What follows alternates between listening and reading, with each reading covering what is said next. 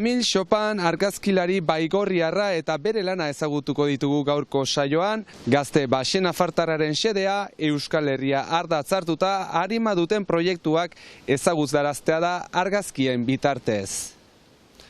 Arratsaldeon ikusentzuleok eta gaurko saioan Kanbon eta Ainoan ere egongo gara. Kanbon Marieniaren lurren afera aipatzeko eta Ainoan uztailetik hiri erdigunean itxi duten pasabidea aipagai. Ez galdu!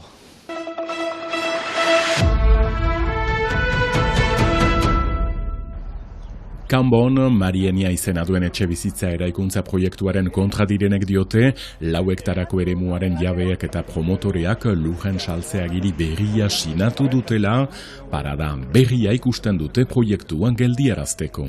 Badakigu herri elkargoak hor baduela eskubide bat, saltze hori pramtatzeko, geldiarazteko, eta iduritzen zauku, zinez baliatu behar duela, eta ez badu egiten, ez dugu konprenituko. Orain, errekurtsuen bururat dinagira, eta ondoko hilabeteetan, saltze hori egiten bada, buigesek hasten alko ditu urrak. Beraz, guk pentsatzen dugu hor, herri elkargoak baduela bere ardura. Borondate politiko hori hor izanen dea, beldurrak baditut, herri elkargoaren gainik.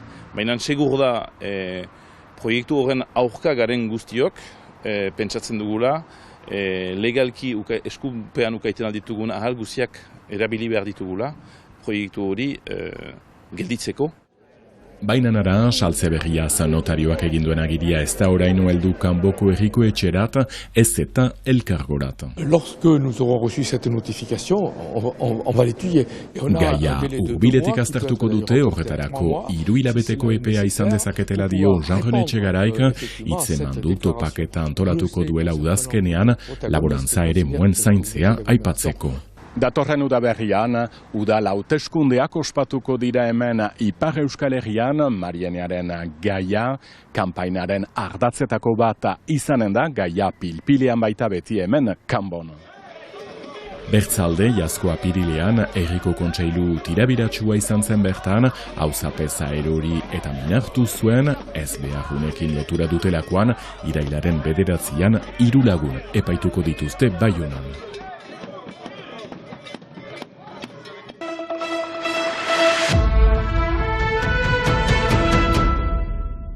Hau zen egunerokotasuna uztailera arte Ainoan, eta honakoa egun aurki daiteken irudia. Egunero 7 eta 9.000 auto artean igarotzen baitziren soilik 680 biztale dituen herritik.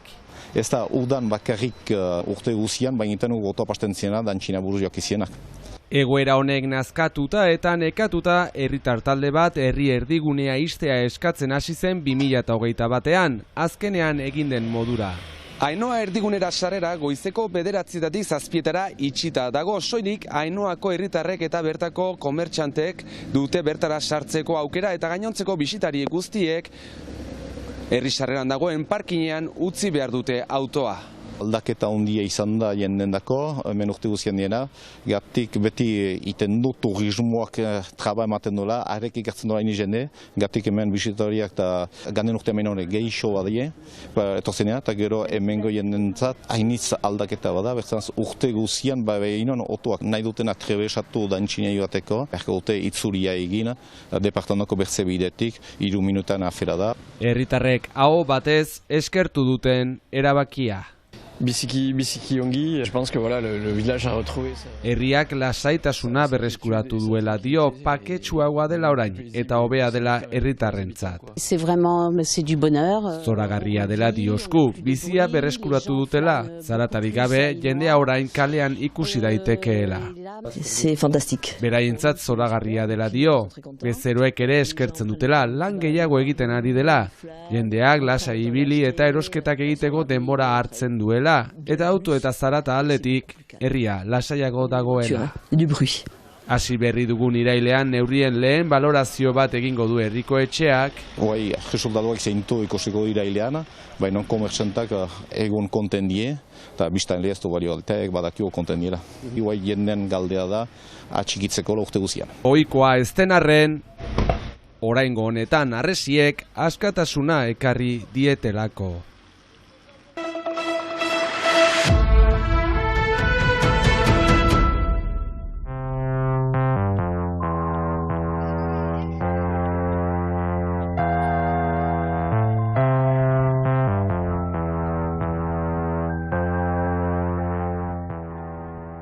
Kami deitzen niz, 28 urte ditut, Baigorrikoan niz, orain endaian bizi, eta argazkilarian niz.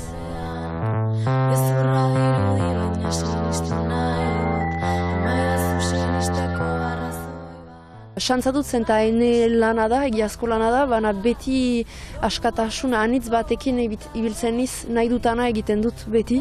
Orduan, horrendako biziki uros niz, zut mugaik edo ara, eta askatasuna, eta ere, bai, ez dakiten lekoa atsemaiten dut.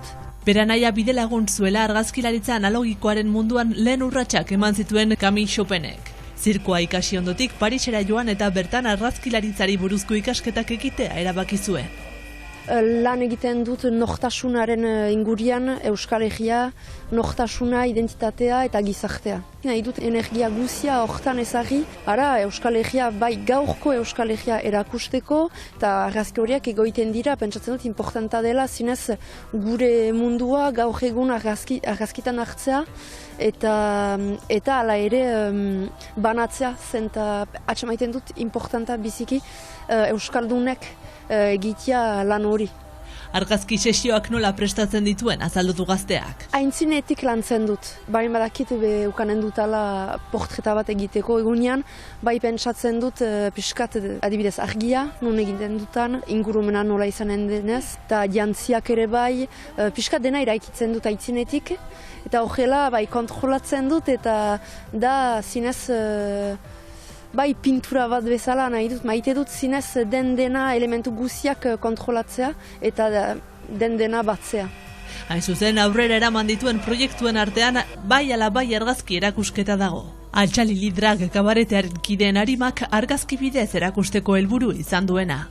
Zinezenetako biziki importanta eta biziki oroitzapen biziki gozoa dut. Ikusi ditut lehen aldiko EHZ festivalian eta segidan pentsatu dut proiektu argazki bati. Zenta sobera edekak ziren eta importantak eta lehenak dira ere bai horren egitea. Zinez nahi nuen zerbait berezi egin eta ara proposa dut hori zinez haien pertsonaiak, euskal drag pertsonaiak egietan behiz kokatzea. Zenta bai egitarrak dira, barnekaldekoak dira, eta zinez euskaldunak eta kuik dira. Eta hori, bisualki hori lortu nahi nuen. Ezker eskuin berlean asakonduz beste begirada bat erakusten segituko du Camille Chopenek. Urruñako Airosa elkarteak 60. urteurrena ospatu du asteburuan. 1963an Ramuntxo Mujikaren eskutik dantza ikasten hasi ziren herriko gazteak, eta hori izan zen 6 hamarkada bete berri dituen ekimenaren hazia.